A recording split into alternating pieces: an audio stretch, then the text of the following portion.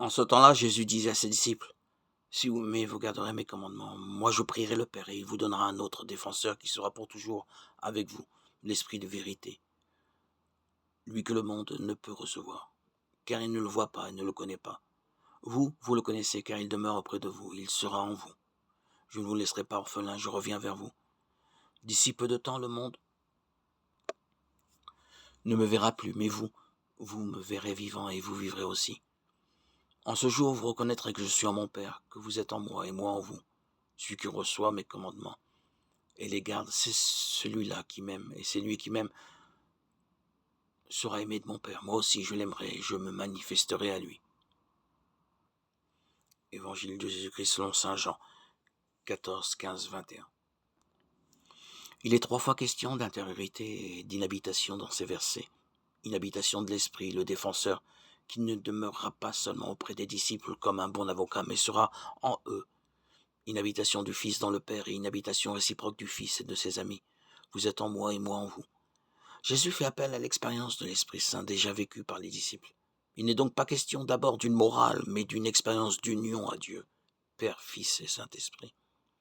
Voilà qui peut occasionner un certain vertige, on pourrait favoriser des sentiments imaginaires de présence de Dieu.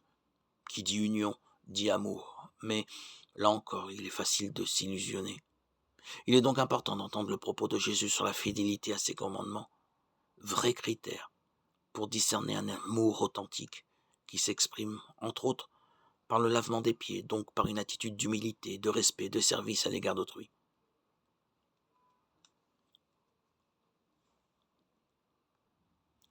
Comment raviver les braises sous la cendre si nous avons vécu une telle expérience de proximité avec Jésus, de guidance ou d'inspiration avec l'Esprit, alors qu'aujourd'hui nous nous sentons secs, abandonnés.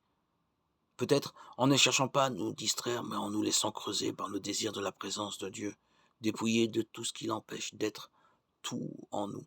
Peut-être aussi en vivant de façon plus fidèle les commandements de l'amour, de la garde, de la parole, pour que jaillisse à nouveau notre lumière. Isaïe chapitre 58. Si nous n'avons pas encore vécu une telle expérience, ne nous décourageons pas. Osons la demander, sachons déposer aux pieds de Jésus notre impuissance. Et surtout, qui que nous soyons, apprenons à faire fond sur la prière du Christ pour nous, dans la certitude que le Père l'exaucera. Prière qu'il évoque dans ce texte de l'Évangile. Prière qu'il formulera au chapitre 17 de l'Évangile de Jean, pour que nous soyons un en lui, avec lui et entre nous.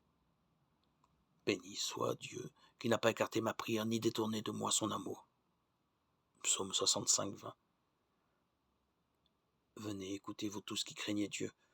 Je vous dirai ce qu'il a fait pour mon âme. Psaume 65, 16.